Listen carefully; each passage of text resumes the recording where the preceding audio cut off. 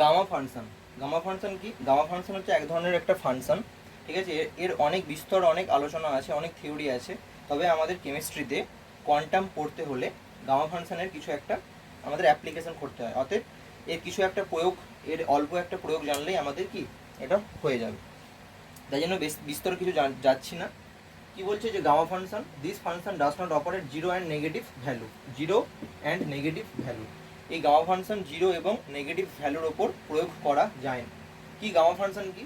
Zero to infinitive যখন একটা integration বা সমাকল থাকবে x to the power n e to the power minus a x into dx আছে, হয় যেখানে এ ইজ ইকাল টু হচ্ছে কি কনস্ট্যান্ট, তাহলে সেটাই সেই ইন্টিগ্রেশনকে আমরা কিভাবে প্রকাশ করব? ইকুয়াল টু দিয়ে, এই যে এই ব্র্যাকেট দিয়ে মাথায় দেওয়া আছে এটাকে বলা হয় gamma. Gamma function n plus one divided a to the power n plus one.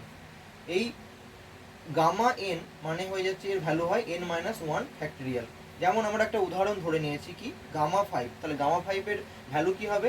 Five minus one factorial মানে ফোর ফ্যাক্টরিয়াল, ঠিক আছে। তেমনি ওরকম আমরা একটা কি উদাহরণ করে নিয়েছি কি zero to infinite x into e to the power minus two x. তাহলে কি হয়ে যাবে? এখানে এক্স এর ভ্যালু কি আছে? এক্স এর ভ্যালু মানে এন এর ভ্যালু কত? X to the power N এর সাথে যদি আমরা তুলনা করি এই সমাকলনটা, যদি আমরা x to the power n e to the power minus x dx এর সাথে তুলনা করি, তাহলে আমরা কি পাবো? এন এর ভ্যালু এক পাবো। তাহলে কি হয়ে যাচ্ছে? এন প্লাস ওয়ান মানে এক প্লাস এক গামা ফাংশন দিয়ে ডিভাইডেড এর মান কত? E to the power minus x, আর এখানে কত আছে? E to the power minus two x. তাহলে কত হয়ে যাচ্ছে? টু, এর মান হচ্ছে দুই, তাহলে এন প্লাস ওয়ান মানে এন এর মান এক, ওয়ান প্লাস ওয়ান, ঠিক আছে। তার মানে কি গামা টু টু স্কোয়ার, এটাকে যদি বিশ্লেষণ করি two minus one factorial by হচ্ছে ফোর, মানে হয়ে যাচ্ছে কি ওয়ান ফ্যাক্টরিয়াল বাই ফোর মানে হচ্ছে one by four.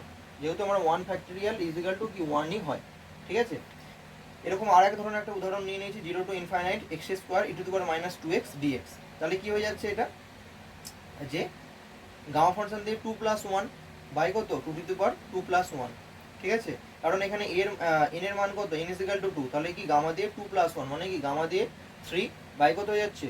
Two to the power cube. Gamma three মানে কত? Three minus one factorial by কত? এইট, মানে টু ফ্যাক্টরিয়াল বাই এইট, মানে ওয়ান ইন্টু টু। টু ফ্যাক্টরিয়ালকে যদি আমরা ভাগি কি হবে? One into two by eight, আর টু টু টু দিয়ে যদি কাটি টু একে টু, ফোর, তাহলে ওয়ান বাই ফোর। এর আনসার হচ্ছে ওয়ান বাই ফোর, ঠিক আছে। আর একটা উদাহরণ দিচ্ছি। এরকম আমরা আরও একটা উদাহরণ নিয়ে নিয়েছি zero to infinite x cube e to the power minus two x dx. তাহলে এখানে আমরা কোন সূত্রের সাথে তুলনা করব? Zero to infinite x to the power n e to the power minus a x. তাহলে এখানে এন ইজিক্যাল টু কত? থ্রি, এন এর মান হচ্ছে তিন, আর এ ইকুয়াল টু কত? Two, okay. তাহলে কি হয়ে যাচ্ছে কি এন প্লাস ওয়ান মানে কত? থ্রি প্লাস ওয়ান, আর এর মান কত? দুই, তাহলে two to the power a to the power n plus one মানে কি two to the power three plus one, okay. তার মানে হয়ে গেল gamma four by two to the power four. Gamma four মানে কত? আমরা কি জানি? এন গামা মানে হচ্ছে কি এন মাইনাস ওয়ান ফ্যাক্টরিয়াল, এখানে গামা ফোর মানে four minus one factorial by two to the power four. Four minus one factorial মানে কত? থ্রি ফ্যাক্টরিয়াল হয়ে গেল, সেখান থেকে two to the power four. Three ফ্যাক্টরিয়ালকে যখন আমরা ভাঙবো three into two into one divided two to the power four, ঠিক আছে। তাহলে এখান থেকে একটা টু কাটবে, এর একটা টু কাটবে, তাহলে কেটে গেলে কি হয়ে যাচ্ছে? Three by two to the power cube, তার মানে কি two to the power cube মানে এইট, তাহলে থ্রি বাই এইট, ওকে।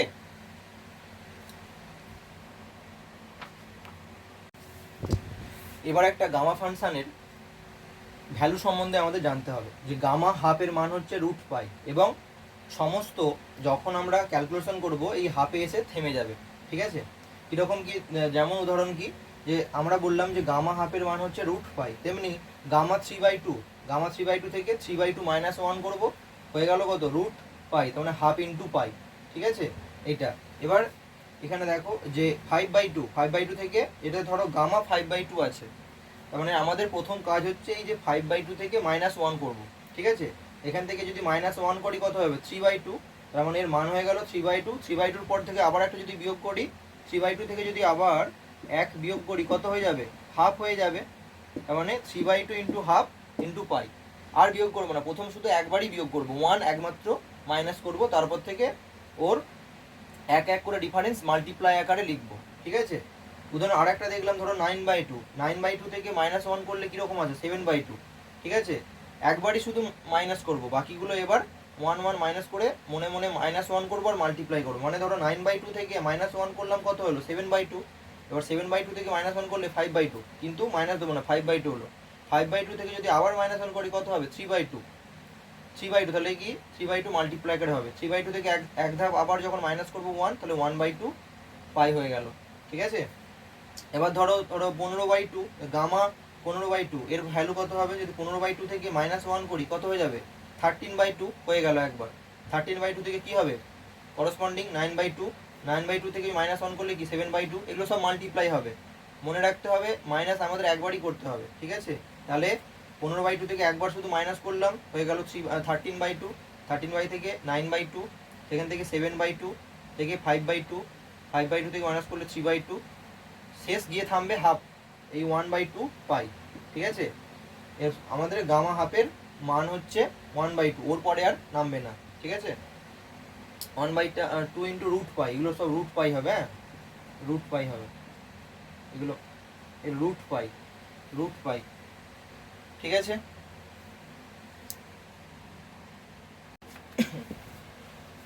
এতক্ষণ পর্যন্ত আমরা গামা ফাংশনের কোন সূত্রটা পড়লাম, যখন 0 to infinite x⁴n e⁻−ax dx তার ভ্যালু হচ্ছে গামা n+1 ডিভাইডেড a⁻n+1। এতক্ষণ পর্যন্ত এটা আমরা পড়লাম।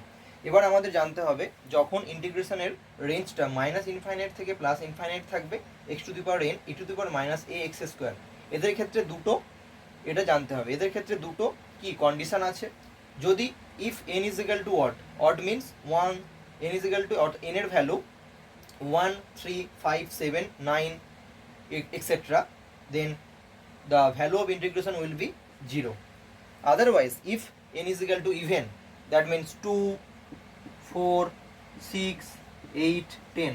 If n is equal to 2, 4, 6, 8, 10, 12, then the value of integration will be gamma to the gamma n+1/2 divided a⁻n+1/2. Okay, gamma n+1/2 divided a⁻n+1/2.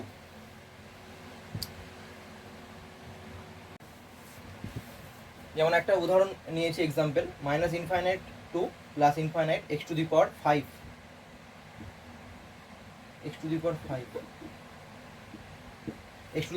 e⁻100 x², তাহলে then the value of integration will be 0, because here n is equal to 5 and we know n is equal to 5, that means কি 5 is the odd number, so the value of integration will be 0. Okay, now see the next one.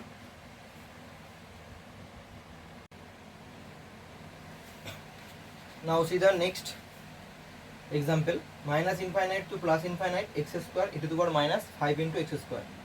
ওকে, তাহলে আমরা কি জানি সূত্রটা, √n+1/2 divided a⁻n+1/2. Here n is equal to 2 x², that means n is equal to 2, gamma 2 + 1/2 divided, here a is equal to 5, so 5⁴ 2 + 1/2, that means gamma 2 + 1 মানে 3/2 divided 5⁵3/2.